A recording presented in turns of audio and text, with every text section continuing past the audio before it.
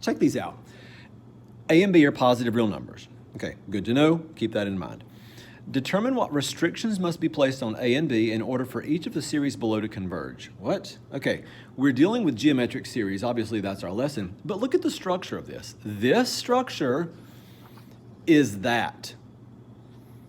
Okay? So A is A sub 0, like your 0th term, first term if you listed it, however you want to call it. B is your common ratio. All right, fair enough. Well, I want this thing to converge, so my common ratio, which is B, had better be between 1 and -1. Okay? I want to write this one more different way, just because I wrote it this way at the beginning. You could say that the absolute value of B is less than 1. Either one of these is valid. Did not write it this way on the front of the paper. Now it's time to explore that. So then they said, find the infinite sum in terms of A and B. Now we don't know what A is, we don't know what B is, but that's okay. Our infinite sum is going to be our first term. Well, our first term is A divided by 1 minus our common ratio, which was B. Done. That is our sum. Now, on the previous lesson, I didn't put the previous video, I didn't put S equals that, but we found it. But that's what this is. Let's move on. Next one. Okay, geometric. This is structured a lot like that one. Couple reasons. Notice the exponent is to the n minus 1, and then n is equal to 1. So these are the same, which means our first term is b over a, whatever that is, whatever the fraction is, if it even ends up being a fraction.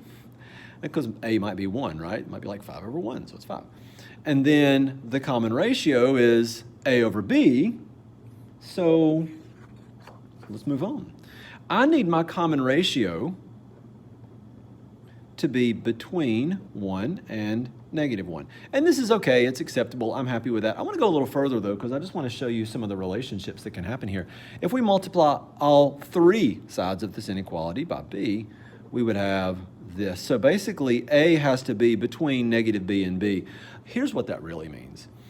A needs to be a smaller number in magnitude than b. It needs to be. Okay, so like if we're just thinking positive numbers, it would be like 3 over 5 or something like that. But also -3 over 5 would work as well. So smaller number in magnitude would work. All right, let's also find the sum. And the sum of this one's going to get a little bit tricky, but that's what makes it so much fun. So the sum is the first term. Well, the first term, if you plug in a 1, you get a 0 here. So a over b to the 0 is 1. So b over a. B over A is my first term. That was a wordy way of saying I found my first term. And then 1 minus my common ratio, which is A over B. That's okay, but I hate it. It's gross, and I think this is a good opportunity to practice cleaning these things up. So let's multiply by the least common denominator, which is AB.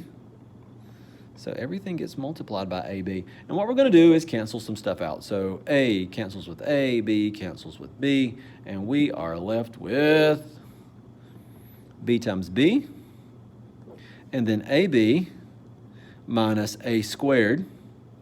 And if you want to factor that a little bit further, you can. I'm totally fine with you leaving it here, but I just noticed that the denominator factors, and so, let's go back to algebra for a second and be like, hey, I can factor. So there you go.